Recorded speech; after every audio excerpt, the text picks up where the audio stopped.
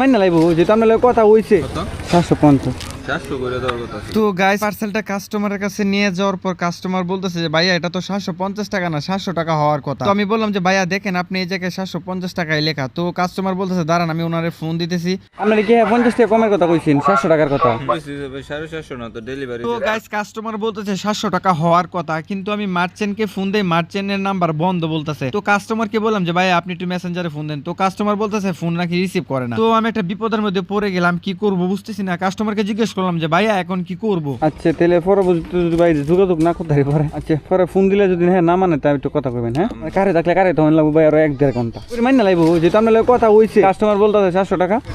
হ্যাঁ হ্যাঁ আপনি আমারে বললেন ঠিক আছে ভাই, ধন্যবাদ ভাই। তো গাইস আমি কাস্টমারকে বললাম আচ্ছা ঠিক আছে ভাই আপনি 700 টাকাই দেন, আমি পরবর্তীতে মার্চেন্টের সাথে যোগাযোগ করি। কাস্টমার বলতেছে আচ্ছা ঠিক আছে ভাইয়া। তারপর যখন আমি চলে আসতেছি তখন কাস্টমার বললো মার্চেন্টে যদি না মানে তাহলে তো টাকাটা আপনার পকেট থেকে যাবে। আমি বললাম জি ভাই টাকাটা আমার পকেট থেকে যাবে। কাস্টমার বলতেছে সমস্যা নাই, ওনারা যদি না মানে আপনি আমার ফোন দেন, আমি আপনার 50 টাকা দিয়ে দিব মনে। তো গাইস তারপরে চলে আসার পর মার্চেন্টকে জানাইলাম, জানানোর পর বলতেছে আচ্ছা ঠিক আছে 700 টাকা দাম একটা ওটিপি পাঠান। তো গাইস যারা একটু ভালো মানের নিকব্যান্ড খুঁজতেছেন একবার চার্জ দিন, তারপরে 50 ঘন্টা নিশ্চিন্তে ইউজ করুন, এটাই এই নিকব্যান্ডের আসল পাওয়ার। তো গাইস যারা অর্ডার করতে চাচ্ছেন আমাদের এই স্ক্রিনে দেওয়া নাম্বারে যোগাযোগ করুন।